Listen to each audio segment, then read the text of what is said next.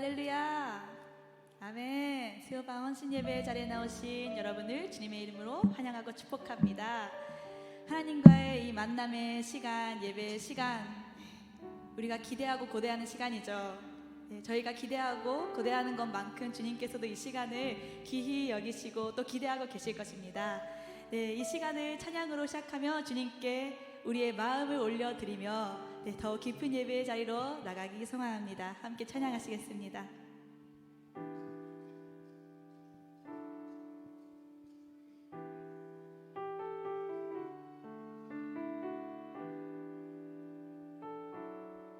우리는 하나님의 자녀, 우리는 하나님의 자녀,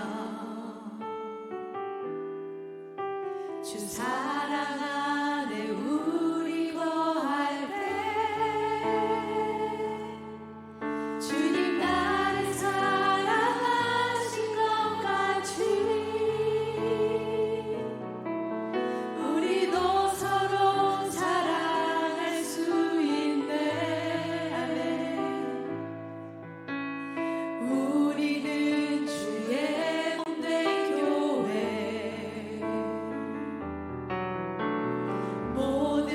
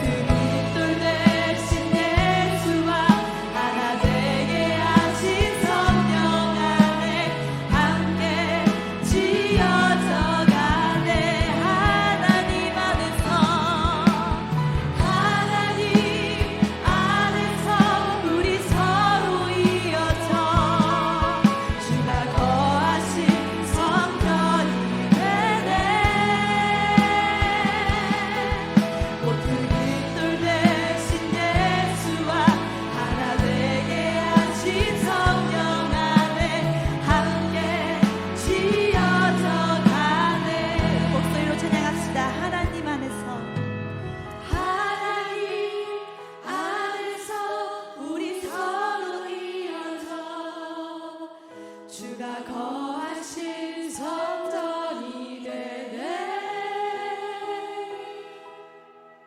모퉁이 돌 대신 예수와 하나 되게 하신 성령 안에 함께 지어져 가네. 모퉁이 돌 대신 예수와 모퉁이 돌 대신 예수와 하나 되게 하신 성령 안에 함께 지어져 가네. 하나님 안에 함께 지어져가는 우리가 되기를 소망하며 주님께 영광의 박수 올려드립니다.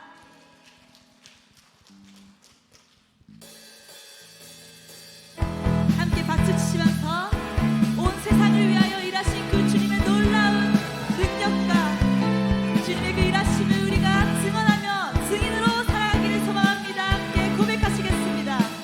온 세상 위하여, 온 세상 위하여 나 복음 전하리. 만 백성 모두 나와서 주 말씀 들으라. 죄 중에 빠져서 죄되는 자들아, 주님의 음성 듣고서 너 구원받은. 전하고 기도해 매일 증인 되리라. 세상 모든 사람 나 듣고 그 사랑을 노로.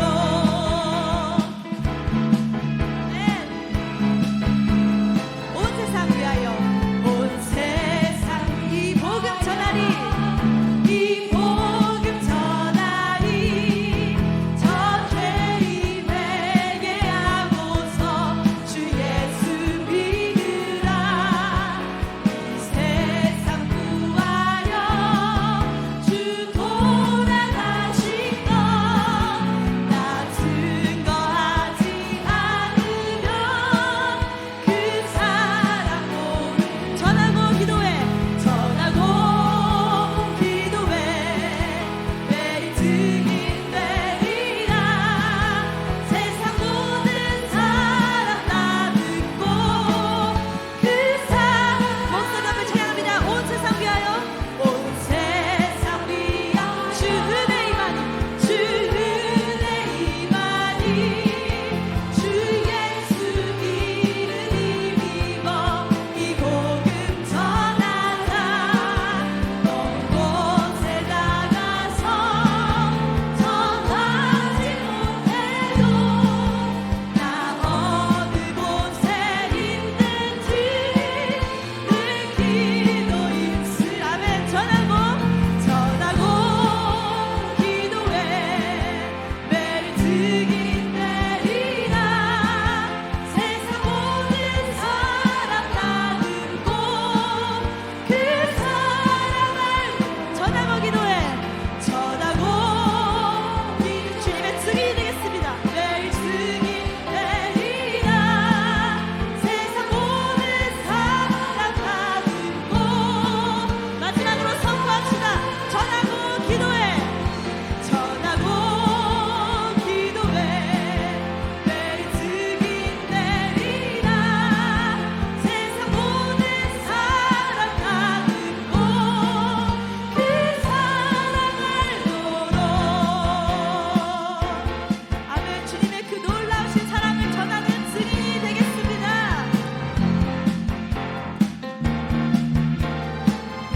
우리의 그러한 삶으로 주님께 영광 돌리는 우리 성도들 되시길 소망합니다. 주님께 감사의 박수 올려드립니다.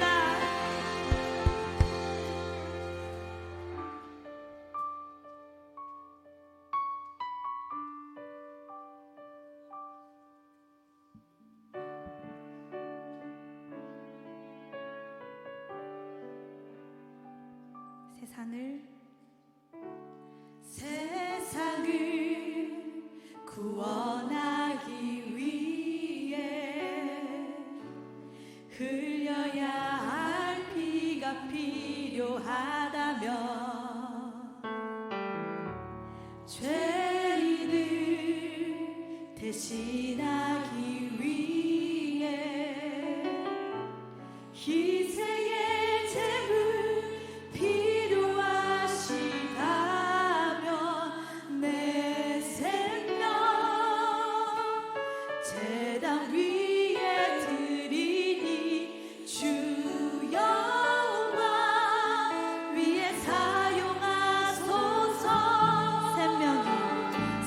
생명이 또 다른 생명 낳고 주님 볼 수 있다면 나의 삶과 죽음도 아낌없이 드리니 죽어야 다시 사는 주의 말씀 믿으며 하나님 일을 되어 썩어지니 예수님처럼 살아가게 하소서.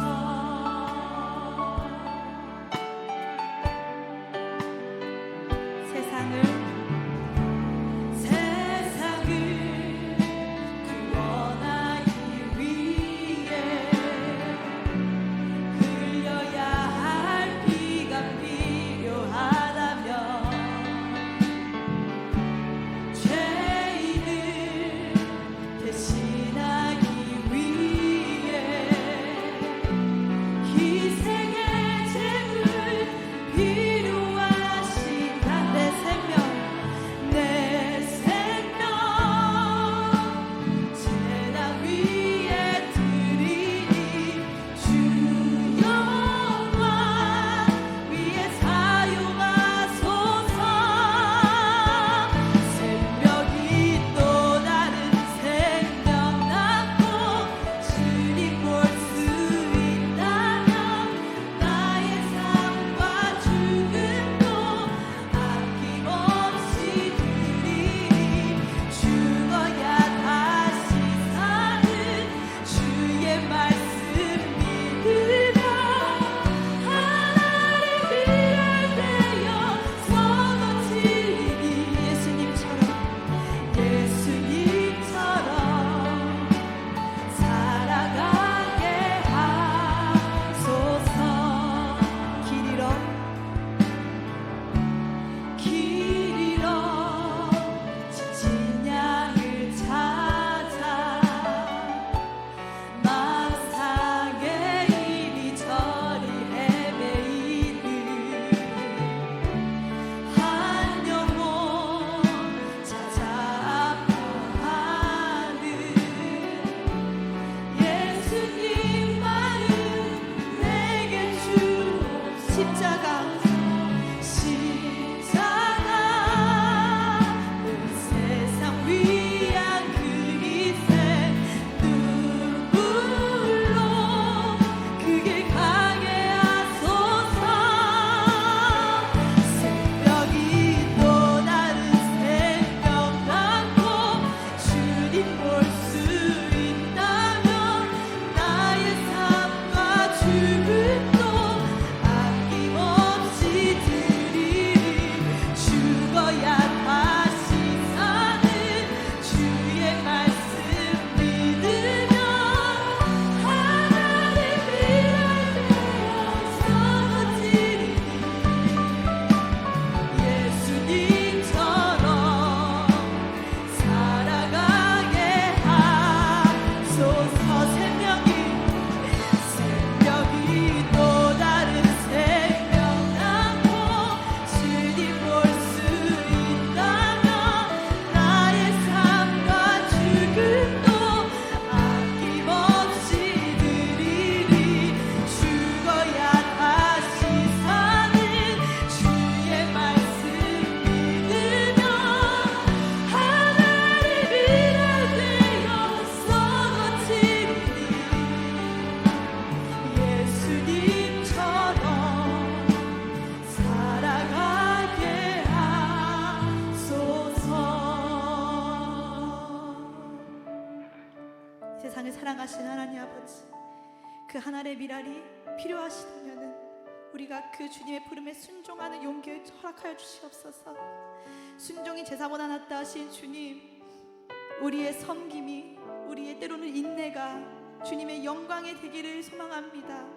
우리의 삶 속에서의 나를 드러내지 않고 주님을 드러내며 주님이 뜻을 따라 살아가는 우리의 삶으로 주님께 영광 올려드리기 바랍니다. 주님이 필요로 하시는 그때에 주님의 부름에 답하는 자들 되게 하여 주시옵소서. 우리와 함께 하신 주님, 그 주님 이름 3번 부르며 함께 기도하시겠습니다. 주여 주여 주여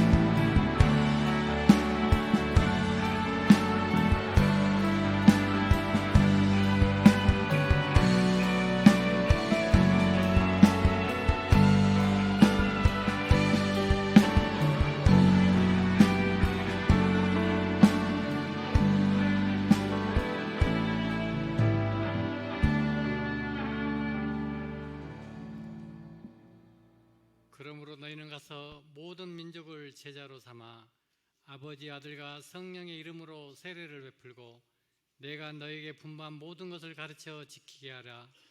볼지어다 내가 세상 끝날까지 너희와 항상 함께 있으리라 하시니라. 아멘.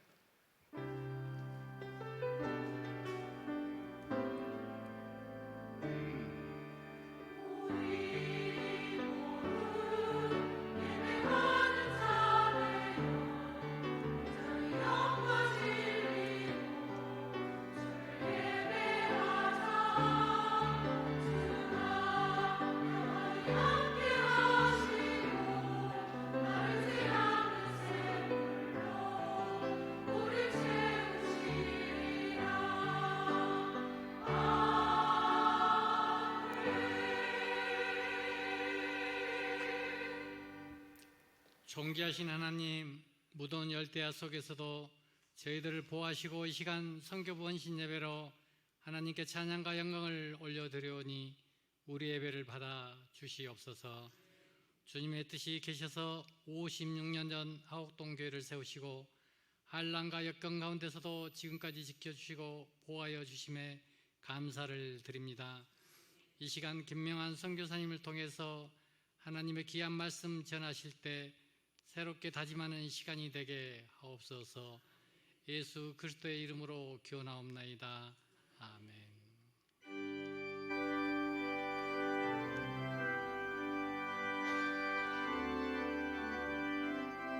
빛의 사자들이여 어서 가서 어둠을 물리치고 주의 진리 모르는 백성에게 복음의 빛 비춰라. 빛의 사자들이여 복음의 빛 비춰라. 죄로 어둠 마 밝게 비춰라. 빛의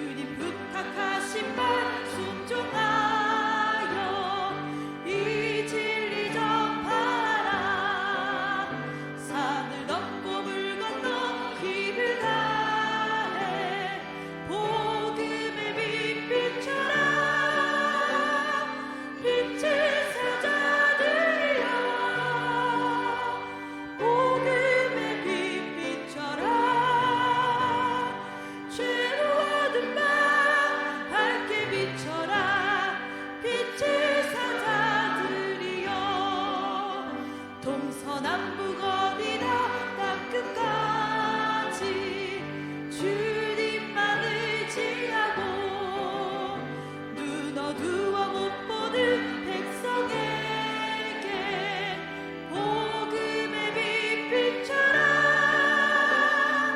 빛을 사자들이여 복음의 빛비춰라. 죄로 어두운 밤 밝게 비춰라. 빛의 사자들이여.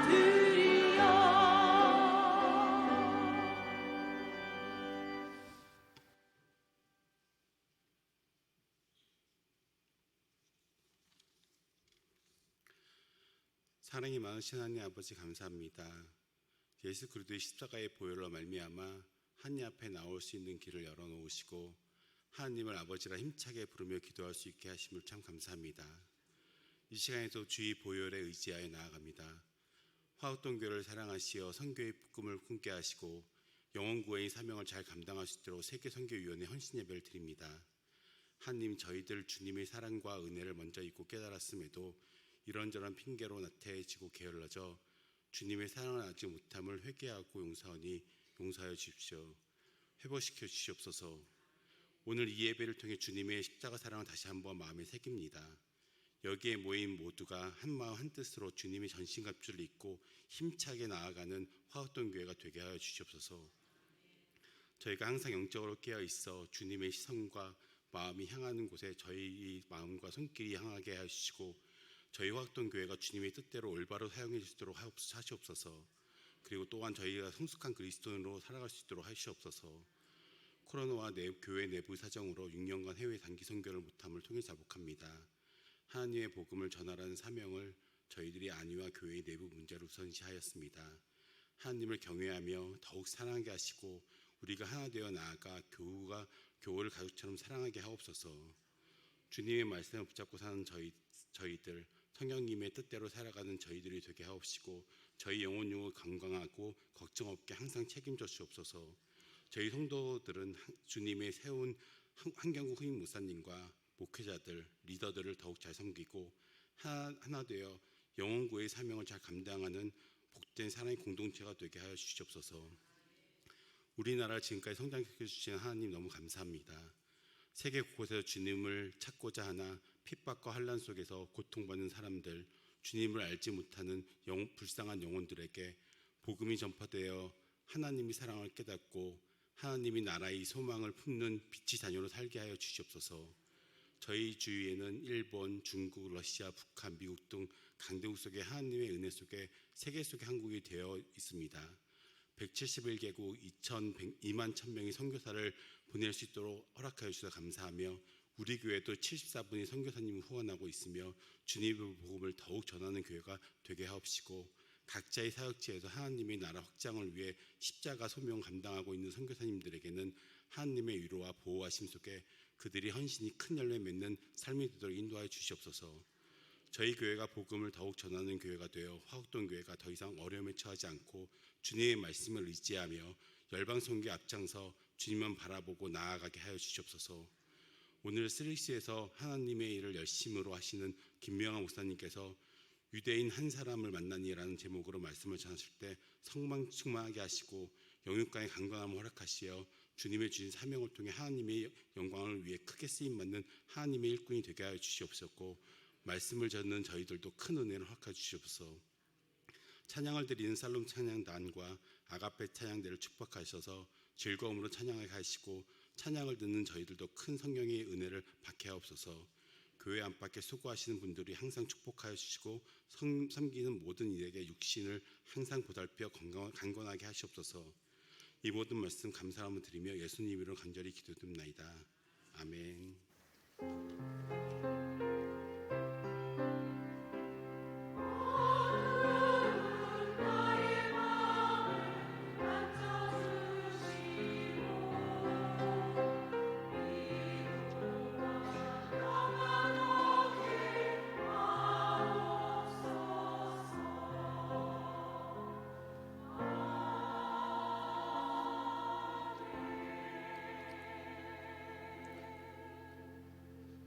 모두 일어나셔서 겸손한 마음으로 하나님의 말씀을 받겠습니다.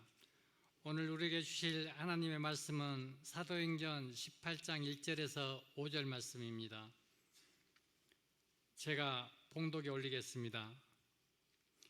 그 후에 바울이 아덴을 떠나 고린도에 이르러 아굴라라는 본도에서 난 유대인 한 사람을 만나니 글라우디오가 모든 유대인을 명하여 노마에서 떠나라 한 고로 그가 그 안에 브리스길라와 함께 이달리아로부터 새로 온지라. 바울이 그들에게 가매 생업이 같음으로 함께 살며 일을 하니 그 생업은 천막을 만드는 것이더라. 안식일마다 바울이 해당에서 강론하고 유대인과 헬라인을 권면하니라. 실라와 디모데가 마게도냐로부터 내려오매 바울이 하나님의 말씀에 붙잡혀 유대인들에게 예수는 그리스도라 밝히 증언하니 아멘. 이 말씀은 살아계신 하나님의 말씀입니다. 아멘.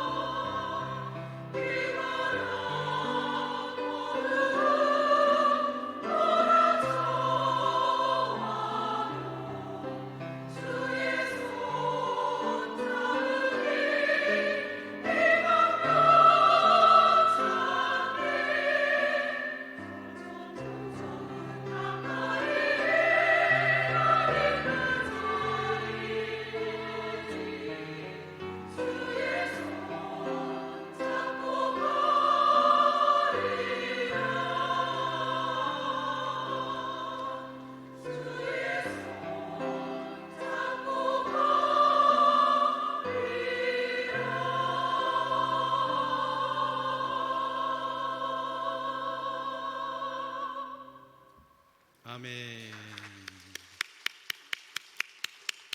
아름다운 찬양 감사드립니다. 오늘 세계선교위원회 헌신예배 귀하신 선교사님 오셨는데요. 우리 교회 4, 5년 전에도 다녀가시고 스위스에서 부부가 함께 현지인 목회로 섬기고 계시는 우리 김명환 선교사님 오셨습니다. 항상 스위스에서 선교한다고 하면은 스위스에 도대체 무슨 선교를 하는가 그런 궁금증들이 있으실 텐데 오늘 오늘 또 그 얘기를 듣겠습니다. 하이디를 선교하고 있는지 누구를 선교하고 있는지 한번 또 제가 말씀을 부탁을 드렸어요. 스위스에 선교한다고 하면 다들 오해를 하시니까 그 말씀 꼭 해주시라고 했는데, 우리 김명환 선교사님 그동안 또 어떻게 사역하셨는지 선교 보고 겸해서 귀한 말씀으로 또 강단에 모셔서 말씀 듣도록 하겠습니다. 우리 나오실 때 힘찬 박수로 모시도록 하겠습니다.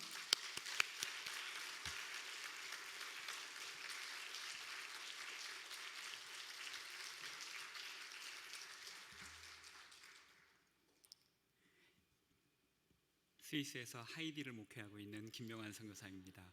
그렇지 않아도 오늘 마침 그 스위스에 계신 제가 아는 하이디가 3분이 있거든요. 그 중에 한 분이 저한테 문자를 보내주셔서 나 한국에 잘 왔다, 잘 지내고 있다, 제가 답장을 보냈습니다. 그래서 그 한국으로 치면 영희 같은 이름이에요. 그래서 많은 하이디를 목회하고 있습니다. 코로나 팬데믹 이후로 긴 시간이 지나 다시 화곡동교회 교우님들을 이렇게 만나 뵙게 되니 얼마나 감개무량한지 모르겠습니다. 귀한 시간 허락하신 하나님께, 그리고 당회와 교우님들과 그리고 한경국 목사님께 감사의 인사를 드립니다. 오늘 저는 이 만남이라는 주제로 말씀을 나누어 보려고 합니다. 1절에서 바울은 아테네를 떠나 고린도로 향합니다. 그런데 바울의 발걸음이 결코 가볍지가 않았습니다. 거기에는 2가지 이유가 있었습니다. 첫째로 바울의 아테네 사역은 실패나 다름없는 사역이었습니다. 둘째로 바울은 외롭게도 혼자서 여행을 하고 있었습니다. 유럽에 도착한 이후로 바울은 가는 곳마다 부흥을 일으켰고요, 많은 곳에서 복음을 선포하며 많은 개종자를 얻을 수가 있었습니다. 그래서 그는 동역자뿐만 아니라 새로운 많은 신도들이 그의 선교 사역을 도와주는 그런 많은 동력을 얻게 되었었습니다. 그러나 이번에는 바울 혼자서 여행을 해야만 했습니다. 바울과 2차 전도 여행에서 동행했었던 동료들은 저희 5절 말씀을 보시게 되면 그들이 그제서야 바울과 만나게 되는 것을 볼 수 있었죠. 그들은 아직 북쪽 마게도니아에 있었습니다. 또한 아테네에서 바울은 사역을 했지만, 그리고 그 바울의 사역은 우리가 잘 알고 있는 저 유명한 아레오바고 설교 아니겠습니까? 그 유명한 설교를 바울이 아테네에서 선포했지만 결과는 그다지 썩 좋지는 못했습니다. 그를 서포트해주고 그와 함께 복음 사역을 도울 만한 신도들을 모으지 못했던 것입니다. 아테네에서 큰 실패를 경험한 후 바울은 고린도에 도착했습니다. 그런데 저는 바로 오늘 이 바울의 장면에서 저는 오히려 큰 은혜를 얻습니다. 바울이 얼마나 대단한 사역자입니까?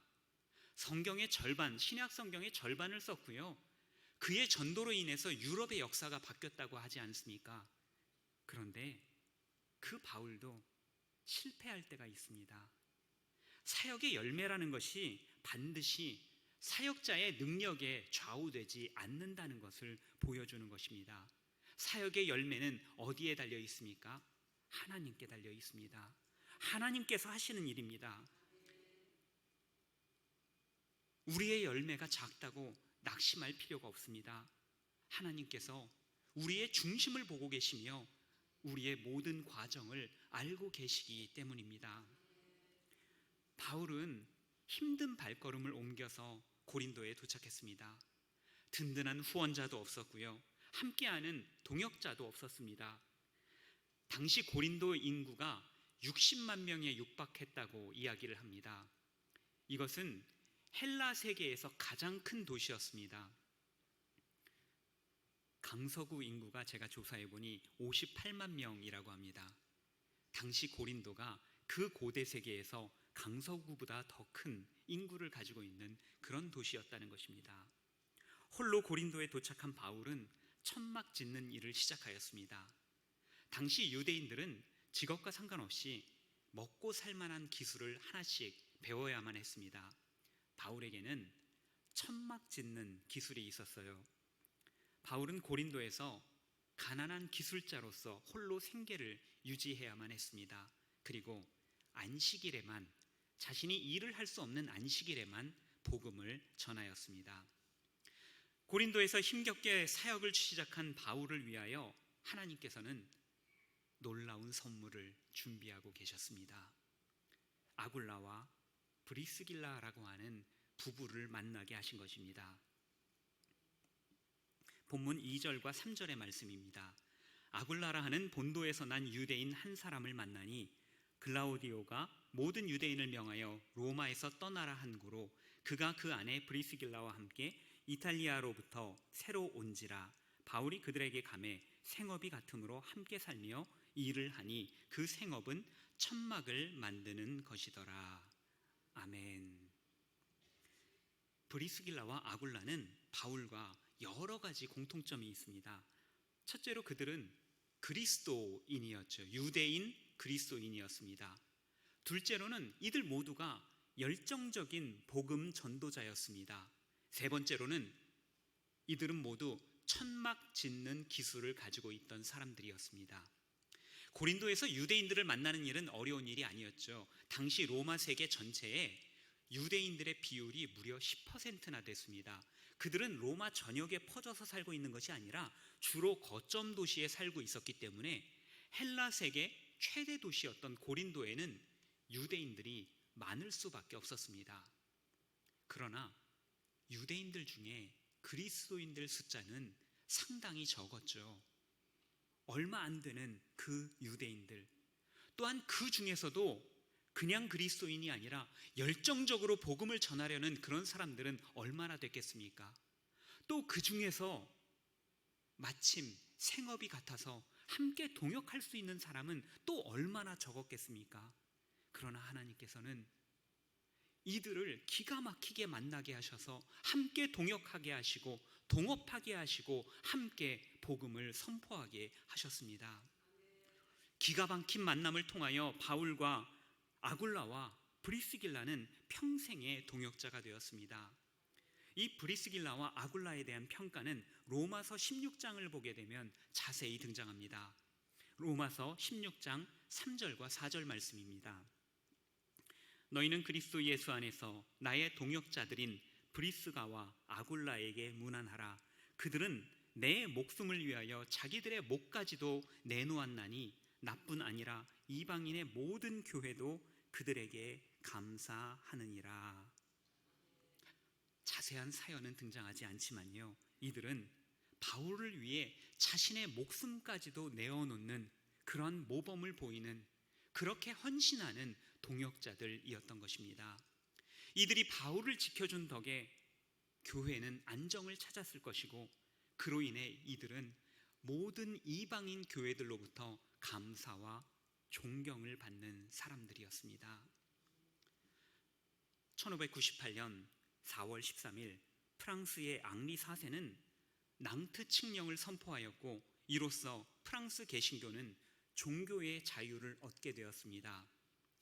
그러나 그로부터 100년이 지나 1685년 퐁텐플로 칙령으로 낭트 칙령이 폐지가 됩니다. 그때부터 프랑스에서는 개신교에 대한 무자비한 박해가 시작이 되었습니다. 이 박해는 무려 100년간 지속이 되었는데요, 그로 인해서 프랑스 위그노들은 전 세계로 뿔뿔이 흩어지게 되었던 것입니다. 개신교 집회에 참석한 사람들은 잡히는 대로 사형이나 종신형에 처해졌습니다. 1732년 피에르 디낭 목사님을 포함하여 34분의 목사님이 프랑스 경찰에 붙잡혔습니다.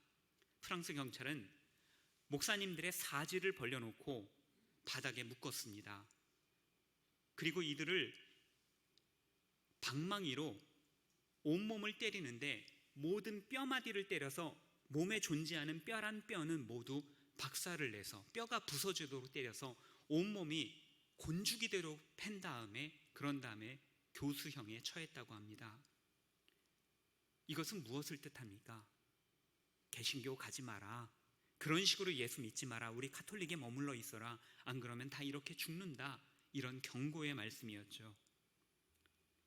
또한 그렇게 함으로써 이 목사들을 없애야지 결국에는 교회를 모두 박살낼 수 있다, 이러한 뜻이었던 것입니다. 그런데요, 박해가 심해지니까 사람들이 카톨릭으로 돌아온 것이 아니라 이들은 점차 광야로 나갔습니다. 광야에 나가서 예배를 드리는데, 지금도 프랑스의 그 위그노 유적지를 가게 되면 그들이 광야에서 어떠한 예배를 드렸는지 찾아볼 수가 있습니다. 광야 한가운데, 거기 가운데에는 강대상이 있고요, 그 주변 둘레로 사람들이 모여 앉아서 예배를 드렸습니다.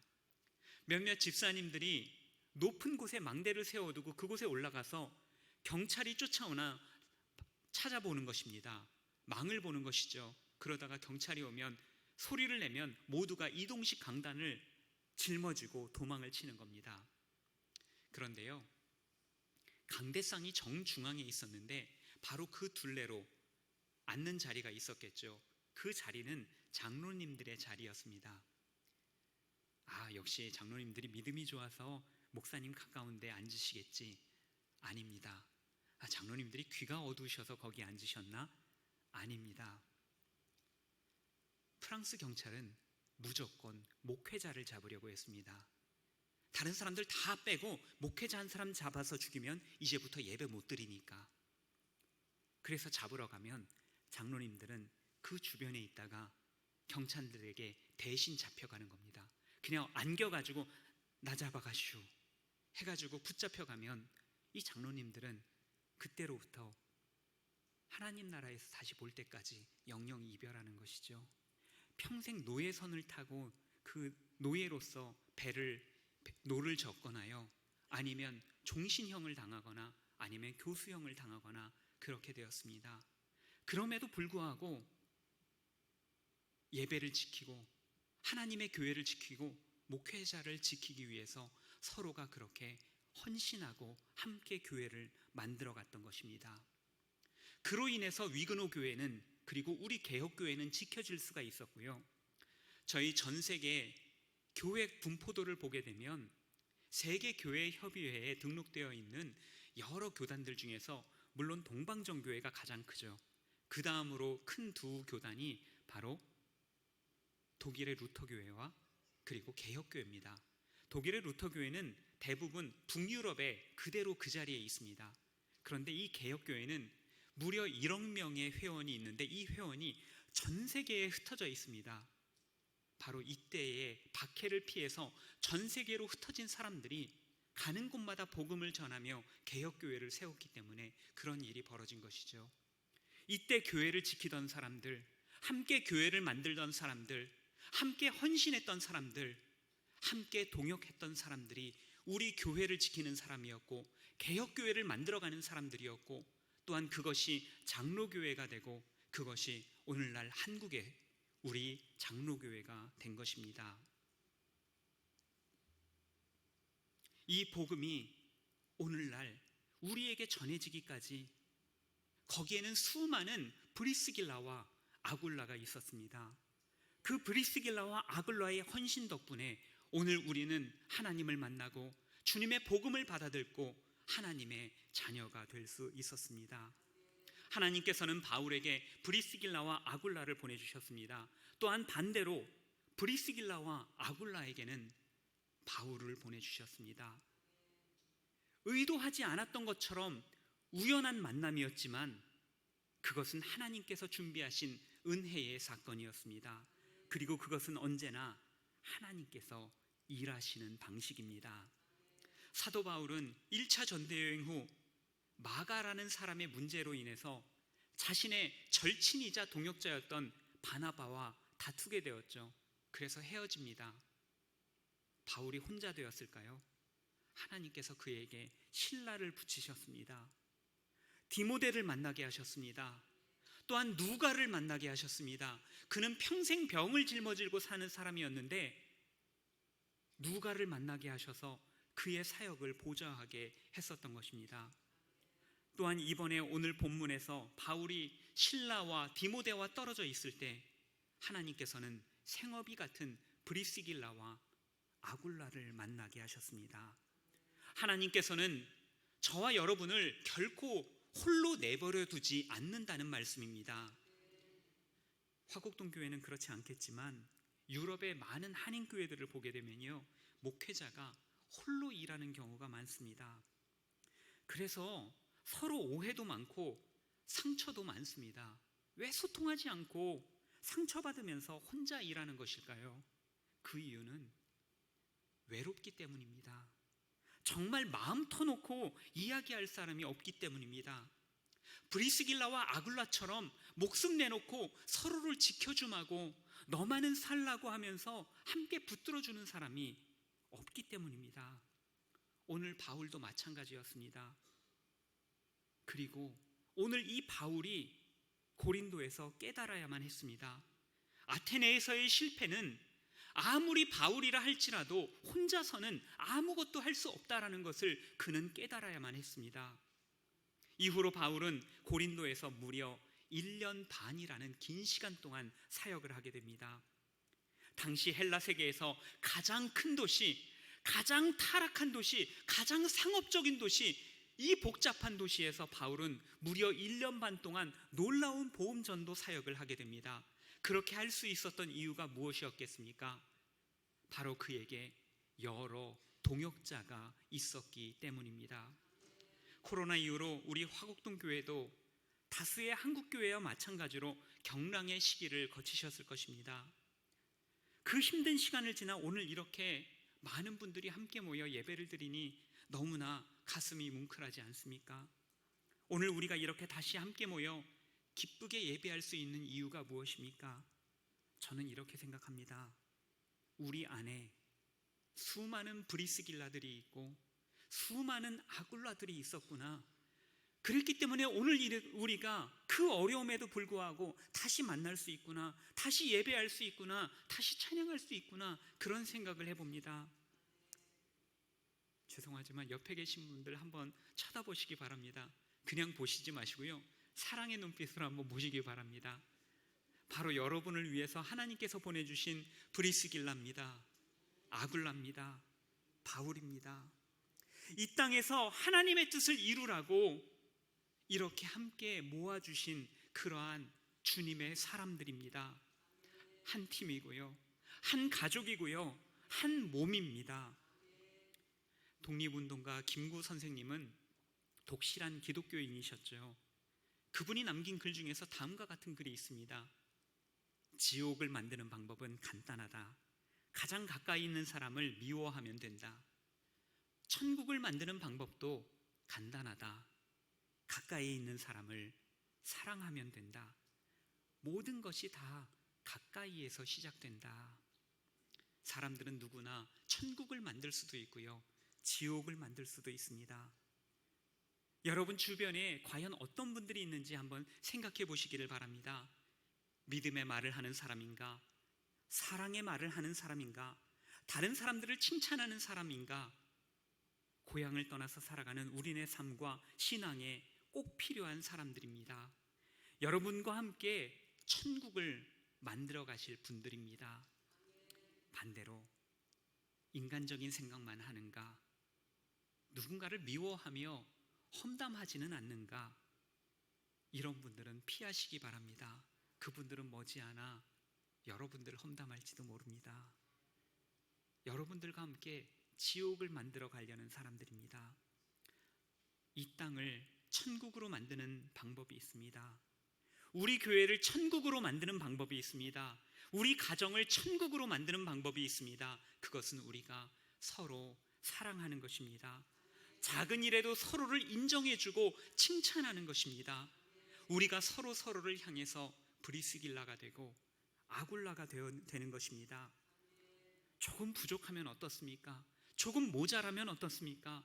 서로 진심으로 서로를 위하고 서로의 부족한 부분을 돕는다면 가정이나 교회나 그 어떤 어려움이라도 우리는 넉넉히 이겨낼 수 있을 것입니다. 저는요, 대부분 한국교회에서 인기가 없는 선교사입니다. 제가 이렇게 어느 교회를 찾아가서 인사를 드리죠. 저는 김명환 선교사입니다. 그러면 대부분 한국교회 교우님들께서 선교사라는 말만 들으면 아이고 선교사님이세요, 고생이 많으세요 라고 해주십니다. 그러면서 어디에 계세요? 물어보시죠. 스위스에 있습니다. 스위스에서 섬깁니다. 그러면요 반응이 싸늘해집니다. 그러면서 이런 말씀을 주로 하세요. 에이 좋은데 사시네. 아니 저 일하거든요. 일하시네도 아니고 좋은데 사시네. 먹고 놀고 살기만 합니까 제가? 그런데 그냥 좋은데 사시네 그러십니다. 이 반응은 마치 저에게 이렇게 들립니다. 아니 선교를 하려면 아프리카나 이슬람권 같은 데서 선교해야 되는 건 아닙니까? 아니면 최소한 동남아시아 정도는 돼야 되는 것 아닙니까? 아니 기독교 국가에서 선교가 웬 말입니까? 맞습니다. 스위스는요 개신교의 종주국이라고 할 수 있죠. 특별히 저희 장로교회의 어머니 교회인 개혁교회가 탄생한 곳이 바로 스위스입니다. 늘 이렇게 홀대받는 스위스 선교사를 초청해 주셔서 진심으로 감사드립니다. 그러나 이렇게 한번 생각해 보시기를 바랍니다. 저와 같이 기독교 국가에서 그것도 현지인들을 대상으로 사역하는 선교사를 보셨습니까? 계시긴 하죠. 하지만 많이 못 보셨을 것입니다. 그만큼 사실은 이 사역이 제가 잘나서 그런 것도 아니고 하나님께서 기회를 열어주시지 않으면 하기가 정말로 어려운 사역이라는 것입니다. 그래서 오늘 제가 여러분들과 함께 이 이야기를 나누는 것도 어쩌면 조금 색다른 의미가 있지 않을까라는 생각을 한 것입니다. 게다가 독일이나 스위스 같은 이 독일어권은요 그 나라 사람들이 얼마나 교만한지요 접근이 정말로 어렵습니다. 언어적으로도 독일어가 영어보다 얼마나 더 어렵습니까? 정말 어렵습니다.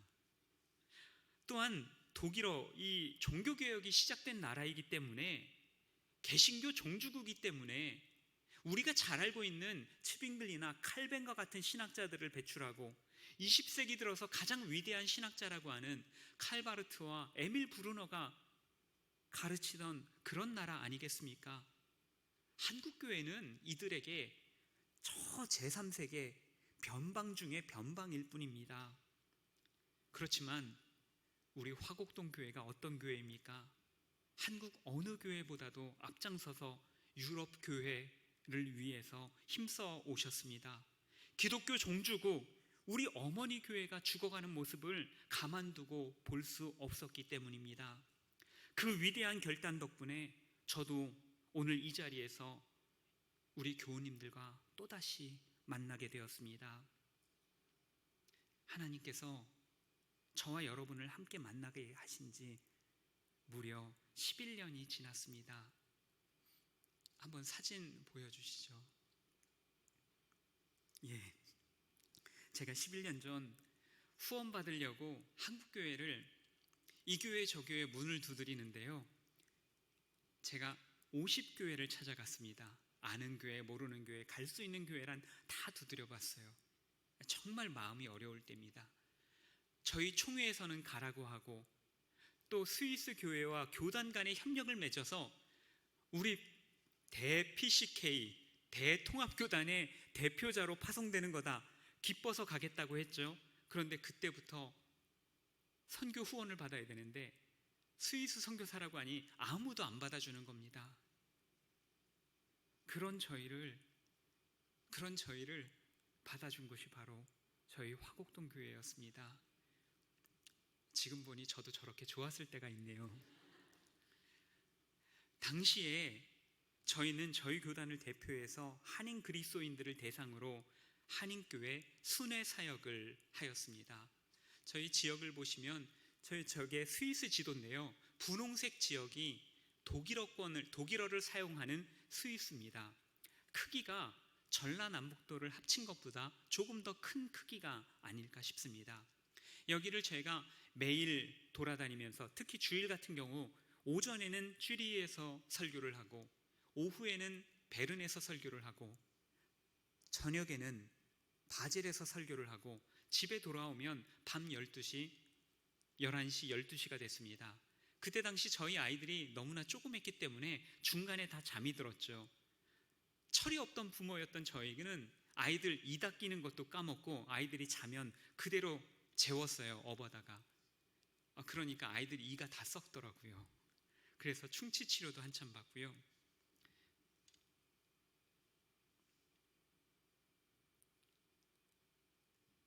제가 6년의 임기를 그렇게 마쳤는데 그때가 바로 2020년 2월이었습니다.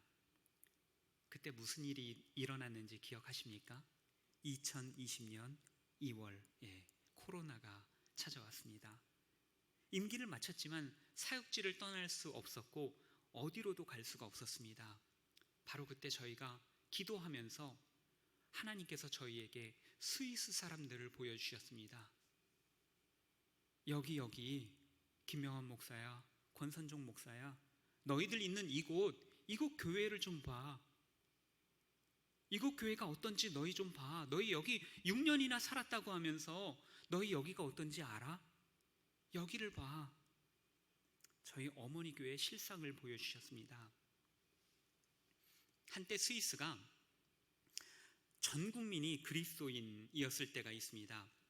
저게 스위스 인구 센서스 통계인데요. 한때 스위스는 전 국민이 그리스도인이었습니다.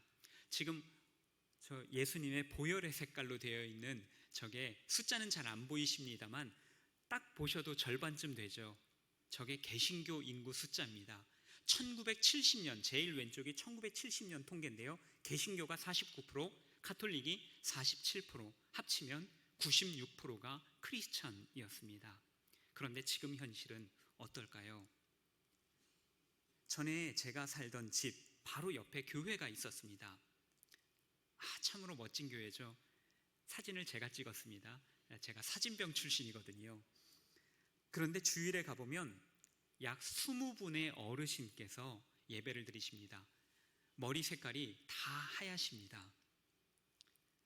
교회에 등록된 성도가 몇 명이냐고 제가 목사님께 여쭈어 봤습니다. 2,500명이라고 합니다. 출석률이 1%도 되지 않습니다. 예수님의 비유에서는 목자가 100마리 양 중에서 한 마리를 잃어버리죠. 99%의 양은 언제나 그 자리에 있었습니다. 말을 잘 듣고 말씀을 들으면서 그 자리에 있었습니다. 그런데 오늘날 스위스 교회는 100마리 양 중에서 99마리를 잃어버렸습니다. 이거는 제가 하는 이야기가 아니라 스위스 교회 교우들이 자주 섞인 말로 저에게 설명해 주는 말들입니다. 다시 한번 저희 통계를 보시면요, 지난 50년간 개신교가 무려 55%가 감소했습니다. 그리고 최근 이 감소 속도가 더 빨라지고 있습니다. 이 속도라면 2050년이면 개신교 숫자는 10% 미만이 될 것이라고 합니다. 이것이 무엇을 뜻하냐? 개신교 종주국의 개신교 인구가 이슬람교 인구보다도 적어지는 것을 뜻합니다. 그렇게 되지 않기를 간절히 바라는 마음뿐이죠.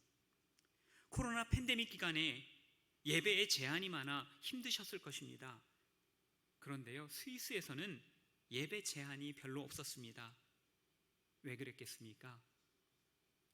집회 제한 인원이라는 게 있었는데 그게 50명이었습니다. 50명 넘으면 모이지 마라. 그런데 스위스 교회 중에서는요, 50명 넘게 모이는 교회가 별로 없었습니다. 그래서 아무런 제약 없이 마스크만 쓰면 널찍널찍하게 앉아서 예배 드릴 수가 있었습니다. 웃어야 할지 울어야 될지 모르는 상황이었죠. 우리 주님께서는 100마리 중에서 잃은 양 한 마리를 찾아 나서셨는데 이제 우리는 99마리를 찾아 나서야 되는 신세가 되었습니다. 이 99마리, 교회에 등록만 되어 있고 나오지 않는 이 모든 분들은 기독교에 대해서 잘 모를 뿐더러 기독교에 대한 관심이 너무나도 적습니다. 내가 왜 교회에 나와야 되는지 전혀 인식하지 못하시는 분들입니다. 저희가 스위스 교회의 목사가 되기 위해서는 병원에서 상담 목회를 해야 합니다. 제가 병원에서 상주에 있고요.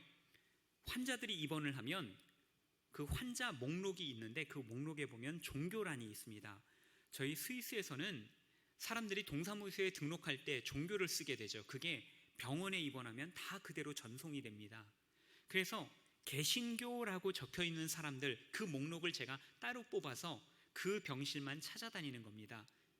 저랑 신앙이 같은 사람들일 거라고 생각을 하고 제가 찾아가죠. 제가 목사입니다라고 하면 그분들도 반겨이 맞을 것을 기대하고 이렇게 찾아가는데요. 정말로 딱지 맞을 때가 많습니다. 난 목사 필요 없어요. 개신교라고 적혀 있는데 그러시는 겁니다. 최근 수술을 받았던 한 크리스천이 그래도 반겨 맞아 주셨습니다. 그러면서 하시는 말씀이 이런 겁니다. 그런데 목사님, 저는 불교를 좋아합니다. 아니, 이게 목사 앞에서 할 얘기입니까? 목사가 있는데 전 불교를 좋아합니다. 그래서 그래요. 저도 아시아권에서 와서 잘 압니다. 일단 말을 해야 되니까 제가 이렇게 얘기했습니다. 그러면서 그런데 왜 불교를 좋아하세요? 그랬더니 이분이 이렇게 얘기하십니다. 불교는 평화를 사랑합니다. 제가 그 얘기를 듣고는 좀 화가 났지만 이렇게 얘기했습니다. 맞아요. 불교는 그 미소만 봐도 뭔가 평화로운 것 같죠. 그러면서 일단은 맞장구를 쳐드렸습니다. 그리고는 제가 잠시 시간을 띄워두고 말씀했습니다. 그런데요, 우리 기독교도 평화를 너무너무 사랑합니다. 오죽하면 인사할 때도 평화, 샬롬이라고 인사하지 않겠습니까? 그랬더니 이분이 그러네요. 맞네요. 기독교에도 평화가 있네요. 그제서야 생각을 하는 것입니다. 기독교에 대해서 잘 모를 뿐더러 생각조차 해보지 않는다는 것입니다. 또 다른 분을 만났습니다. 그분도 교우님이십니다. 믿음이 있기 때문에 제가 교회에 출석하시느냐 물었더니 이분이 이렇게 대답하십니다. 저는 교회에 안 나갑니다. 왜 안 나가세요? 저는 그리스도인이기 때문에 교회에 안 나갑니다. 네? 그리스도인인데 왜 교회를 안 나가세요? 그랬더니 이분이 더 황당한 듯이 그리스도인인데 왜 교회에 나갑니까?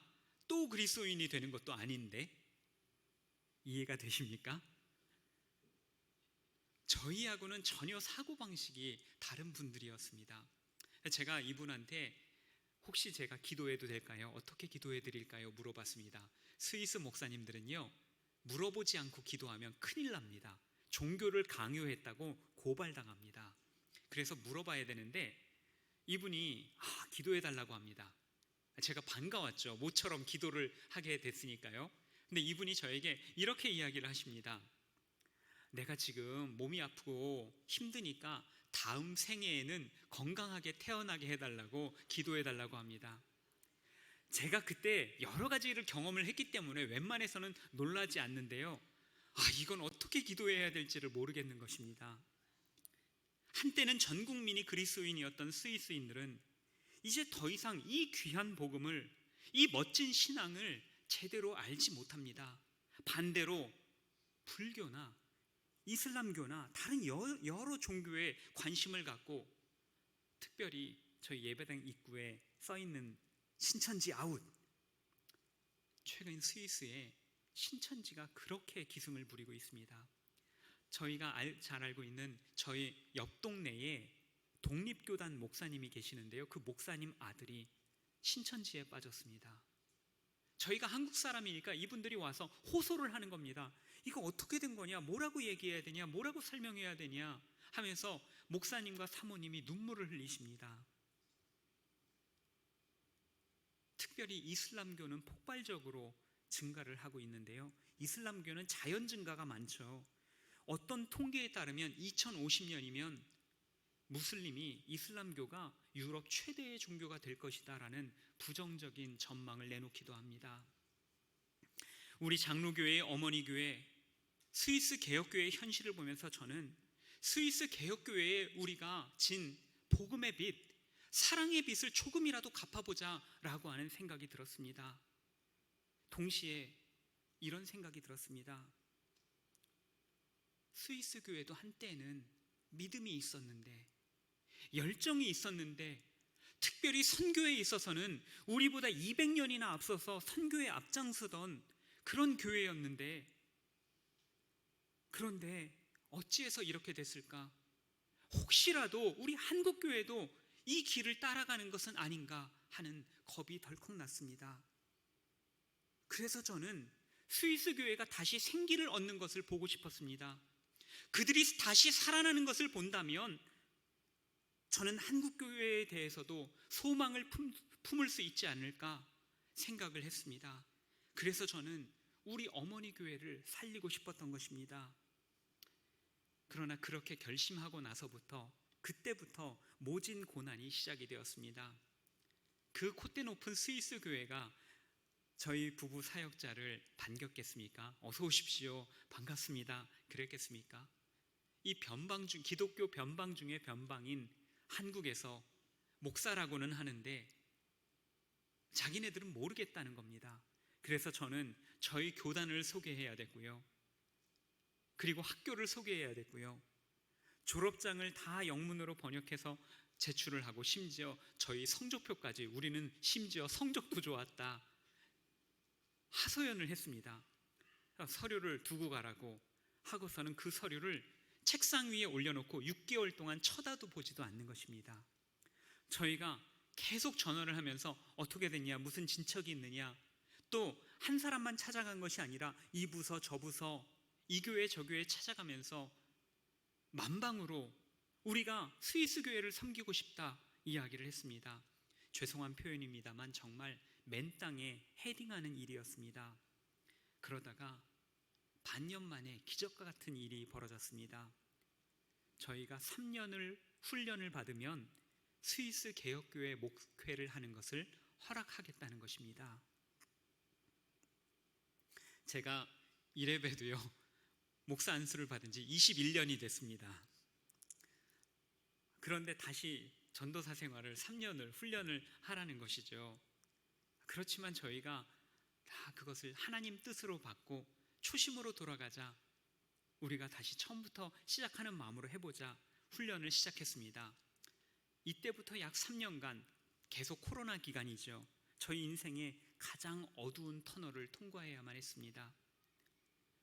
코로나에 3번 걸렸습니다. 제가 아마도 제가 아는 선교사님들 중에서 제일 처음 걸린 것 같아요. 제가 한국 교회에 연락을, 그때 코로나 걸렸다고 빨리 회복하게 해달라고 이렇게 제가 편지를 드렸더니 답장이 옵니다.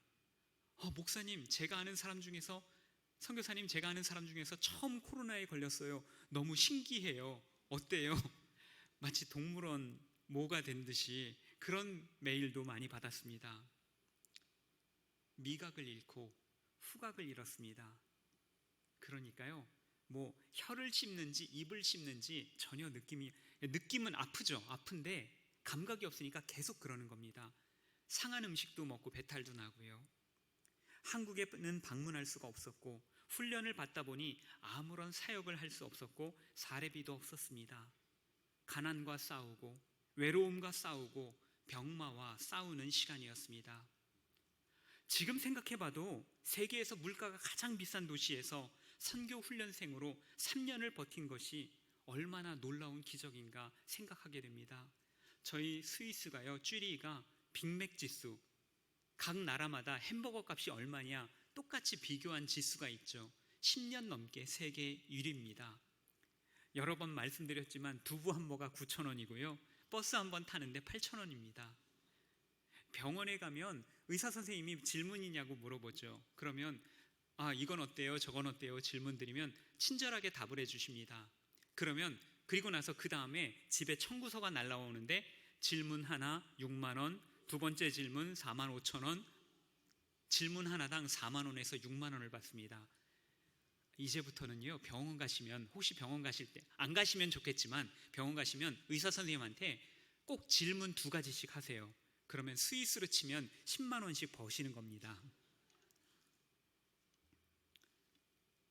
그 기간을 저희가 견뎌내고 훈련을, 이제 저희 아내가 먼저 훈련을 시작했거든요. 아내가 훈련을 마치게 되었습니다. 먼저 훈련을 시작한 권선전 선교사가 훈련을 마쳤는데요, 저희 장면을 보시면 예. 수련 목회 졸업식이라고 되어 있는데 그 뒤에 있는 분이 손에 들고 있는 것은 졸업장이 아니라 저 종이를 청빙 자격 증명서라고 하는 것입니다. 목사로서 청빙 받을 수 있다. 스위스 개혁교회가 저희 한국교회랑 시스템이 똑같습니다. 목회자가 어느 교회에서 목회를 하려면 교회로부터 청빙을 받아야 됩니다. 그 이야기는 무슨 얘기냐 하면 저희가 목사로 안수를 받는다 할지라도 스위스 목사님들과 경쟁을 해서 그 교회에서 허락을 받고 그 교회의 목사로 발탁이 돼야 일을 할 수 있다는 이야기죠. 저희는 사실 상당히 겁이 났습니다. 저희가 아무리 독일어를 잘해도 스위스 사람들만큼 하겠습니까? 언제나 발음이 어눌하고 저희 어눌한 발음을 들으려면 어르신들께서는 늘 귀 기울이셔야 되고요. 그러다 보니까 과연 우리에게 기회가 주어질까? 하나님께서 길을 열어주실까? 그런 고민을 늘 해야만 됐습니다. 그런데 놀랍게도 훈련을 마치자마자 2023년 8월부터 쭈리히 비르멘스도르프 애쉬 개혁교회에서 권선종 선교사를 청빙하였습니다. 저희는 수많은 걱정과 근심을 안고 살아갔지만 하나님께서는 저희에게 가장 좋은 계획을 세워주고 계셨고요, 가장 좋은 만남을 계획하고 계셨던 것입니다. 예, 이 전체가 다 교회는 아니고요, 다 전체가 교회면 좋겠는데 저 꼭대기 가운데 하얀색, 그것만 교회입니다. 마을 밑에서 언덕 위에 보이는 교회, 참 멋지죠. 언덕 위에 마을 어디서나 교회가 보이는 그런 마을입니다. 교회 부임 13개월이 지나서 2024년 9월 1일 권선종 선교사의 취임 예배가 있었습니다. 스위스 교회 통계상 예배 출석 인원이 1% 미만인데 이날만큼은 지금 보시는 것처럼 200여 명에 넘게 예배에 참가하여서 큰 은혜를 나누었습니다. 물론 화곡동 교회에서 보기에는 미약한 숫자지만 저희로서는 평균의 10배나 참석한 놀라운, 그래서 지금까지도 회자가 되는 그런 예배였습니다. 그리고 더욱더 감사한 것은 저희 오늘 은혜로운 기도를 해주신 정석구 안수집사님께서 여행 중에 시간을 내셔가지고 저희 예배에 참가하셔서 아마 저 사진 뒤쪽 어딘가에 앉아 계시지 않을까, 눈을 크게 뜨고 찾아보시면 또 믿음의 눈으로 보이시면 저희 집사님 가족이 보이실지 모르겠습니다. 스위스 개혁교회에서 한국인 목사를 만났습니다. 그랬더니요, 호기심에 도대체 어떤 목사가 왔는지 보자 교회 안 나오시던 분들이 교회를 나와 보시는 분들이 생겼습니다. 그 중에 한 명이 바로 앤이라고 하는 여성입니다. 인도 여성인데요, 스위스로 시집을 와서 살다가 그러다가 이혼을 하고 하나님 은혜에 의지하면서 살아가는데 개혁교회에 오니까 복음은 선포 안 하고 무슨 자유주의 같은 것만 있더라 이러면서 독립교회, 멀리 있는 인터내셔널 교회를 참가하고 있던 그런 분이셨습니다. 그런데 이분이 저희 비르멘스 교회에 오시더니만, 바로 동네에 있는 교회니까 거기 오시더니만 너무 좋다는 것입니다. 그러더니 평생 마음에 품고 태신자로 살아가던 이웃집, 지금 옆에 키 크신 분 마그렛이라고 하는데요, 과자 마그렛이 아니라 이름이 마그렛입니다. 이분을 전도를 한 겁니다. 근데 이분도 교회에 와보더니 교회가 너무 좋다는 겁니다.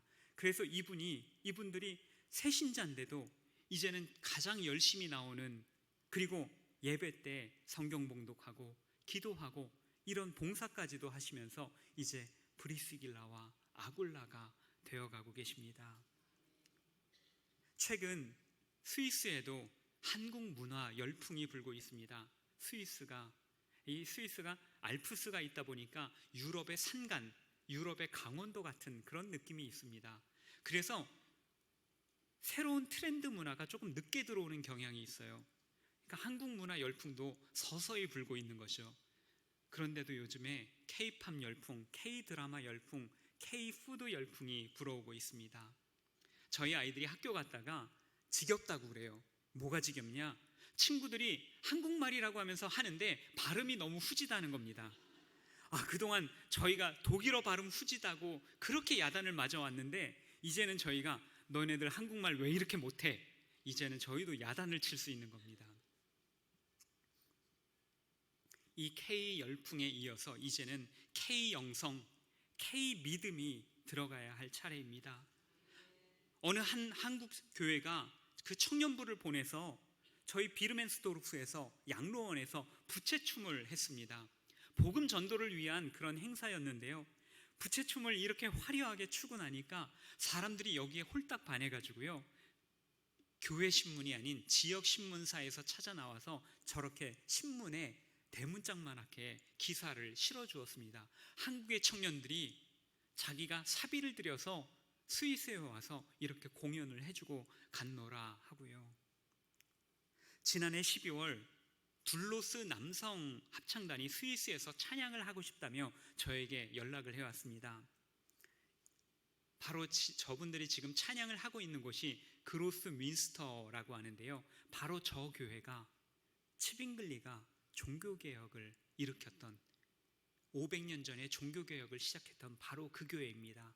전 세계 장로교회와 개혁교회의 어머니 교회, 바로 그 자리에서 한국 찬양이 울려 퍼졌습니다. 저희 지난 3년간은 저희 가족에게 긴 어둠의 터널과 같았습니다. 아무도 없었고요. 어디로 갈지도 몰랐습니다. 그러나 하나님께서 저희와 함께 하셨습니다. 그리고 화곡동 교회 교우님들께서 저희와 함께 해주시고 기도해 주셨습니다. 다시 한번 진심으로 감사드립니다. 우리 교우님들과 선교회 당회와 목사님들께서 브리스길라와 아굴라가 되어주셨습니다. 지금까지 누구도 걸어보지 못한 길이었습니다. 그래서 더 외롭고 힘들었습니다. 그러나 하나님께서 이 시대에 우리 한민족을 사용하시고 저희를 사용하신다고 믿습니다. 여전히 기독교 선진국에서 독일어로 사역한다는 것이 저희에게는 참으로 무거운 짐입니다. 그러나 제가 종종 섬기는 교회 장로님께서 저희에게 이런 얘기를 해주셨습니다. 다음 장면 한번 좀 보여주시면 좋겠어요. 우리가 복음을 전하면 그것은 낡고 진부한 것처럼 들리지만 너희가 복음을 전하니까 그것이 신선한 것이 되더라. 여기로 와주어서 고맙다. 스위스 사역자가 되어주어서 고맙다라고 인사를 하는 겁니다. 아멘이십니까? 이제 저는 곧 스위스로 돌아갑니다. 아직도 저희가 가야 할 길이 남아 있습니다. 그때마다 저는 고린도로 향하는 외로운 길을 걸었던 바울을 생각합니다. 바울도 그때 힘들었을까? 바울도 포기하고 싶은 생각이 들었을까? 하나님께서 바울에게 브리스길라와 아굴라를 보내셨던 것처럼 스위스라고 하는 이해하기 어려운 사역지를 위해 화곡동 교회를 보내주셨습니다. 그리고 앞으로도 수많은 브리스길라와 아굴라를 보내주실 것을 믿습니다. 이 믿음으로 저희는 저희에게 주어진 길을 걸어갑니다. 우리 하나님께서는 만남을 주선하시는 분이십니다. 하나님께서는 우리 믿는 그리스도인들이 함께 만나 함께 하나님 나라를 일구어 가기를 원하십니다. 함께 하지 않으면 우리는 아무것도 할 수 없기 때문입니다. 저 위대한 사도 바울도 아테네에서 초라한 결과를 맞았던 것은 그가 혼자였기 때문입니다. 그러나 고린도에서 브리스길라와 아굴라가 바울과 함께 할 때 거대하고 타락했었던 그 도시 고린도가 변화되었습니다. 우리 기독교 역사에 수많은 브리스길라와 아굴라가 있었던 것처럼 또한 이제 우리 화곡동 교회에도 수많은 브리스길라와 아굴라가 여전히 필요합니다. 죄송하지만 옆에 계신 분들과 한 번만 인사를 하시면 좋겠습니다. 브리스길라가 됩시다. 아굴라가 되겠습니다.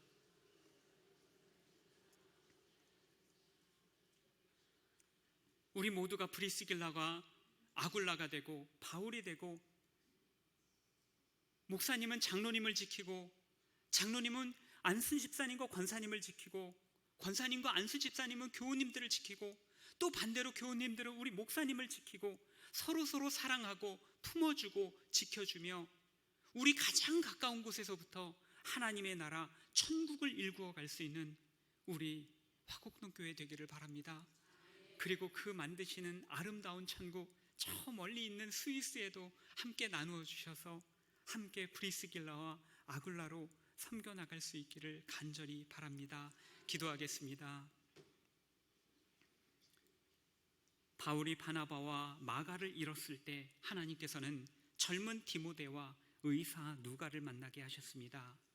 바울이 실라와 디모데와 떨어져 홀로 있을 때 생업이 같은 브리스길라와 아굴라를 만나게 하셨습니다. 하나님께서는 우리를 결코 홀로 내버려 두지 않으시는 하나님이시라 감사드립니다.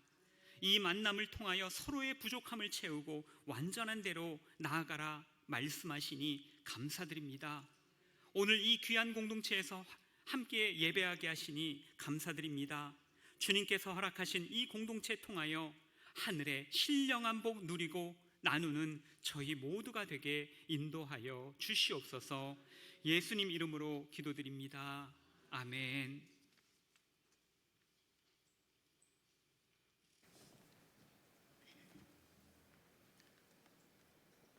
안녕하세요. 세계 선교위원회 광고를 진행하겠습니다. PPT를 좀 띄워주시면 감사하겠습니다.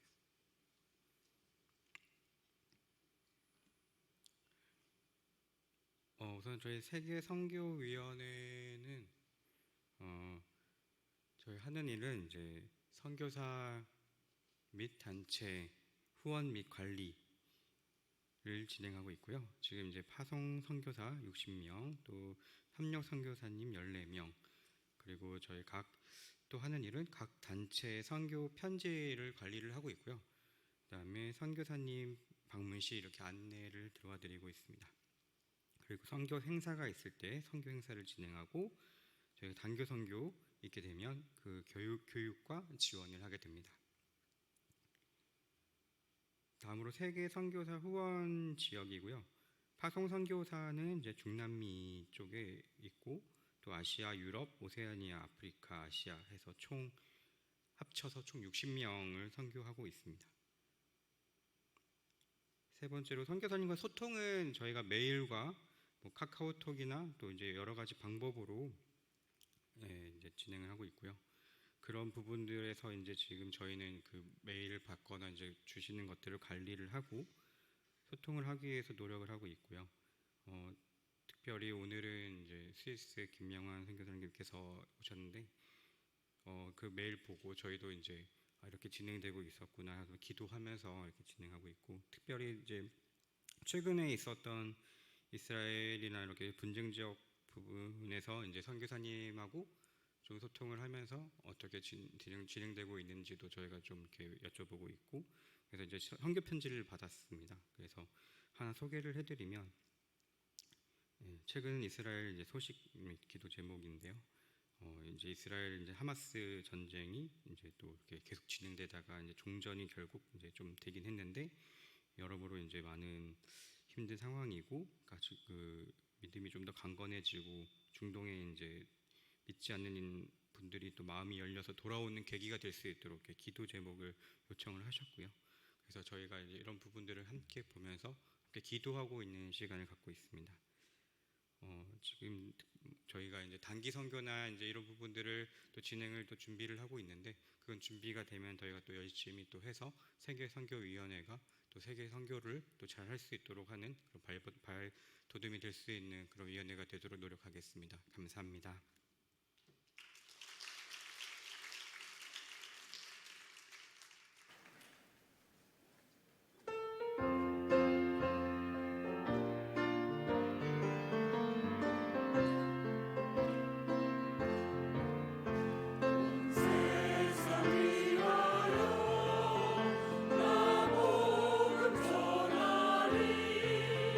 남 백성 모두 나와서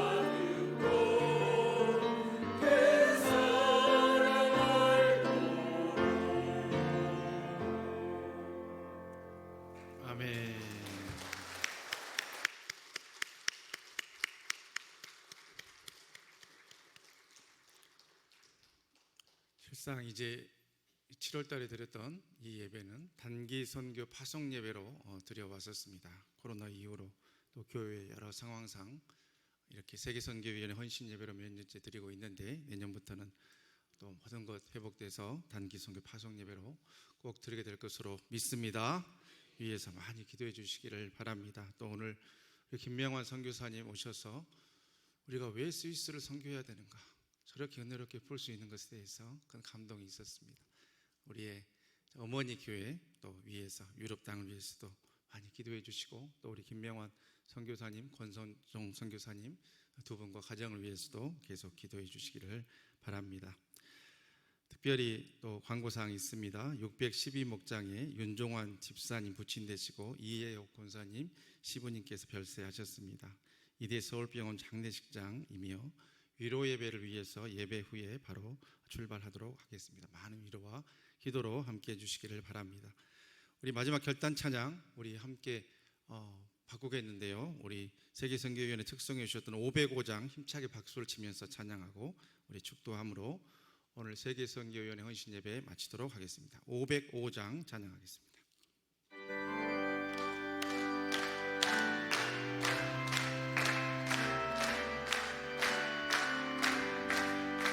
온 세상 위하여 나도 전하리.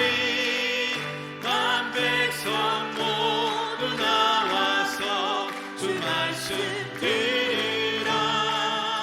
죄 중에 빠져서 되는 자들아, 주님의 음성 듣고서 더 구원받으라. 전하고 기도해 내 주님 되리라. 세상 모든 사람 다 듣고 그 사랑 알도록 온 세상 위하여 이 복음 전하리. 저 죄인 회개하고서 주 예수 믿으라. 이 세상 구하려 주 돌아가신 것 나 증거하지 않으면 그 사람 모르리. 전하고 기도해 내 주님 되리라.